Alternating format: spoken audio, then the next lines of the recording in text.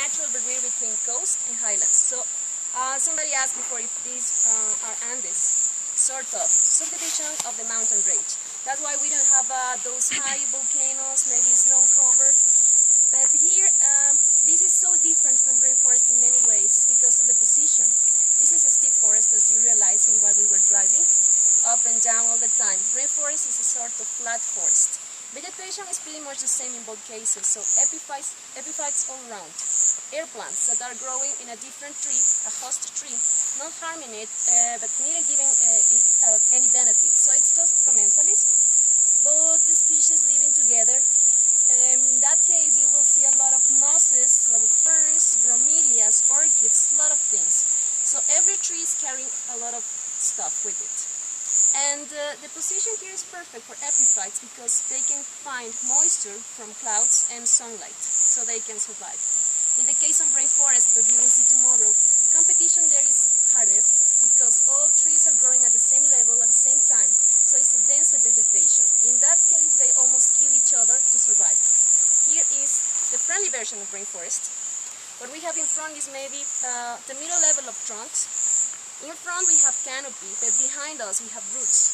So it's the perfect position for every plant. Yep. Now, you have to understand that everybody here, unless it's a pine tree, it loses its leaves every year. Yes. It's deciduous. So what happens to the trees here, because they don't lose their leaves? So is there a lifespan to the tree and then it dies? I mean, how does the cycle work? What happened here is a cycle of energy. Soil is poor, even when everything is green. We need to have a process of decomposition. So cycle of energy means that the trees drop leaves, dry leaves, but they get easily decomposed. So the nourishment goes back to the soil and give the nourishment to a new being. It is replacing in some of the cases, trees are replacing leaves and branches, but are not going to be dry at all. Yeah, like in the case of, because we don't have seasons, well-marked seasons. We have the rainy time or the sunny time. Yeah, that's why. So it's not so extreme, and the conditions of life, of vegetation could be the same. There are some species that are the best ones during rainy times, like orchids, the tiniest orchids, or maybe during dry season, more resistant plants like the ones in rubber family. Right. Yeah.